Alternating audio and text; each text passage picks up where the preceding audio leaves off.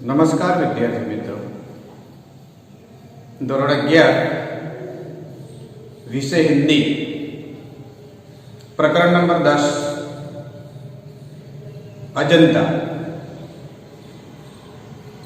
लेखक भगवत चरण उपाध्याय। सर्वप्रथम लेखक का परिचय देखिए। डॉक्टर भगवत चरण उपाध्याय का जन्म बलिया उत्तर प्रदेश में हुआ। निधन मॉरिशस में हुआ। साहित्य प्रकार के रूप में देश विदेश की अनेक महत्वपूर्ण संस्थाओं से सक्रिय रूप से संबंध रहे हैं। अंतरराष्ट्रीय स्तर पर भारतीय मनीषा का प्रतिनिधित्व किया। जीवन के अंतिम समय में वे मॉरिशस में भारत के राजदूत थे। उन्होंने नागरी प्रचारिणी सभा काशी द्वारा प्रकाशित हिंदी विश्वकोश के 4 खंडों का संपादन किया। भारतीय संस्कृति के स्रोत, गुप्तकालीन संस्कृति, भारतीय इतिहास की आलोक स्तंभ आदि उनकी प्रमुख रचनाएं हैं। ये प्रस्तुत प्रवास वर्णन में अजंता की गुफाओं का परिचय मिलता है। चट्टानों को काटकर बनाई गई बौद्ध गुफा अजंता गांव के समीप उत्तर मध्य महाराष्ट्र में स्थित है, जो अपनी चित्रकारी के लिए पूरे विश्व में सुविख्यात है। अजंता की गुफाएं बौद्ध धर्म द्वारा प्रेरित और उसकी करुणामय भावनाओं से भरी हुई शिल्प कला और चित्रकला से ओतप्रोत है। भारतीय इतिहास में कला के उत्कृष्ट ज्ञान को दर्शाती है। यूनेस्को ने अजंता को विश्व धरोहर घोषित किया है। पाठ का सारांश। प्रस्तुत प्रवास वर्णन में अजंता की गुफाओं का परिचय मिलता है। चट्टानों को काटकर बनाई गई बौद्ध गुफा अजंता गांव के पास मध्य महाराष्ट्र में स्थित है। आज से कोई 2500 साल पहले से ही हमारे देश में पहाड़ काटकर मंदिर बनाने की परिपाटी चली पड़ी थी।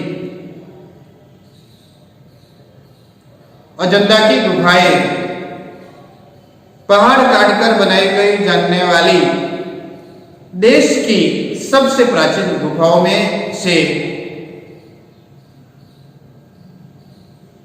एक है। जैसे इलोरा और फलिफेंटा की सबसे पिछले काल की देश की गुफाओं का या गुफा मंदिरों में सबसे विख्यात अजंता के है, जिनकी दीवारों और छतों पर लिखे चित्र दुनिया के लिए नमूने बन गए हैं। बंदरों की कहानी, हाथियों की कहानी, हिरणों की कहानी, कुर्ता और भय की, दया और त्याग की, जहां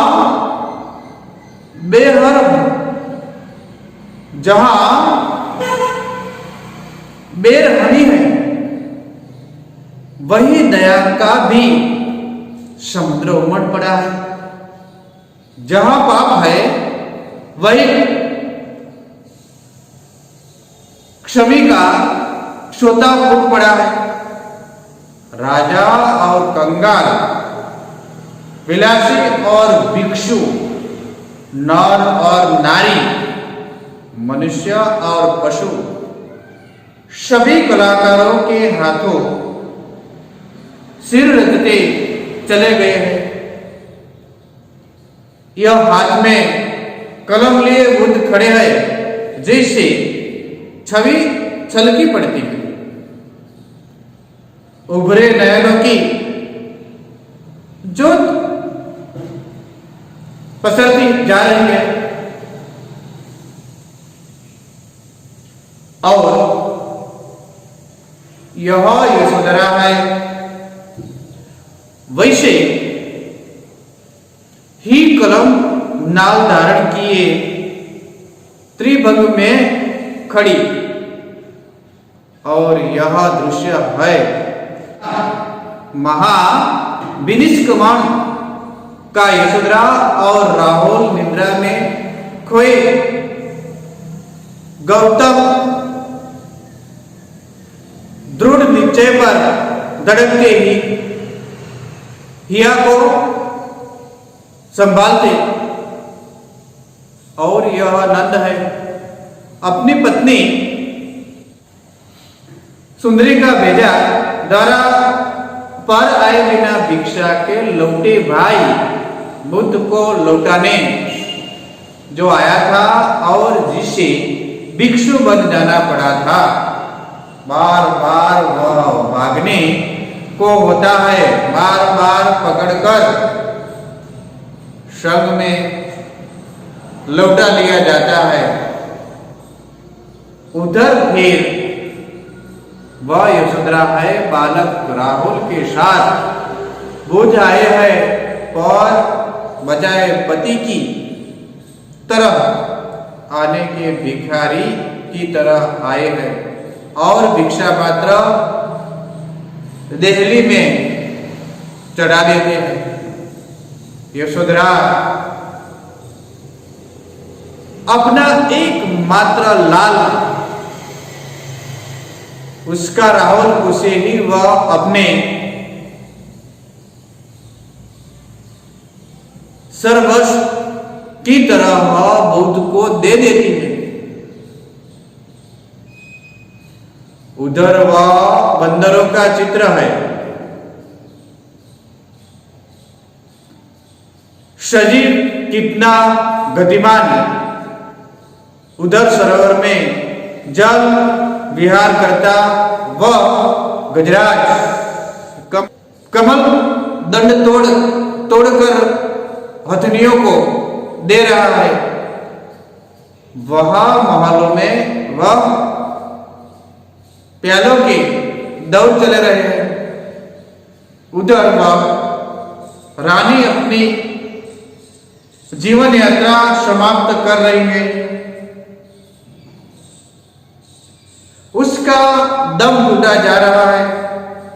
खाने खिलाने, बसने बसाने, नाचने गाने, कहने सुनने, वन नगर, ऊंच नीच, धनी गरीब के जितने नजारे हो सकते हैं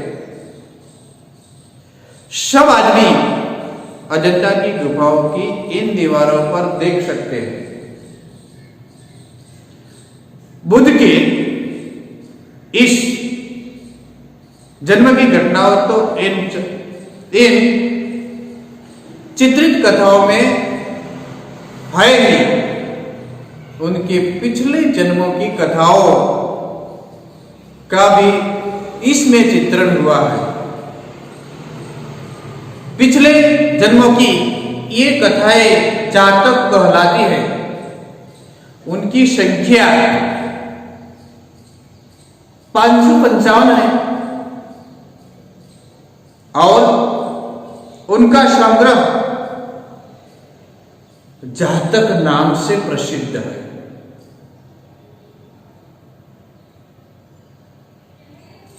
जिनका बौद्धों में बड़ा मान है, उन्हीं जातक कथाओं में से अनेक अजंता के चित्रों में विस्तार के साथ लिख दी गई है। इन पिछले जन्मों में बुद्ध ने गज, कपि, मृग आदि के रूप में विविध योनियों में जन्म लिया था और संसार के कल्याण के लिए दया और त्याग का आदर्श स्थापित करते वे बलिदान हो गए थे। इन गुफाओं का निर्माण ईसा से करीब 200 साल पहले ही शुरू हो गया था और वे 7वीं सदी तक बनकर तैयार भी हो चुकी थी। एक दो गुफाओं में करीब 2000 साल पुराने चित्र भी सुरक्षित हैं, पर अधिकतर चित्र भारत के इतिहास के सुनहरे युग गुप्त काल 5वीं सदी और चालुक्य काल 7वीं सदी के बीच बने। अजंता की गुफाएं बौद्ध धर्म द्वारा प्रेरित और उनकी करुणामय भावनाओं से भरी हुई शिल्पकला और चित्रकला से ओतप्रोत है। ये दिखने जाने के लिए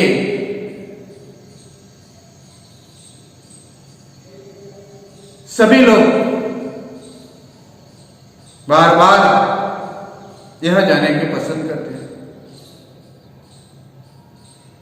आप भी समय मिलेंगे तो एक बार अजंता की गुफाओं देखने लिए जाओगे तो ही पता चले कि कला कैसे है, कैसी तरह बनी है,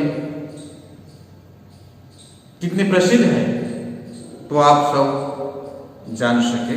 अस्तु।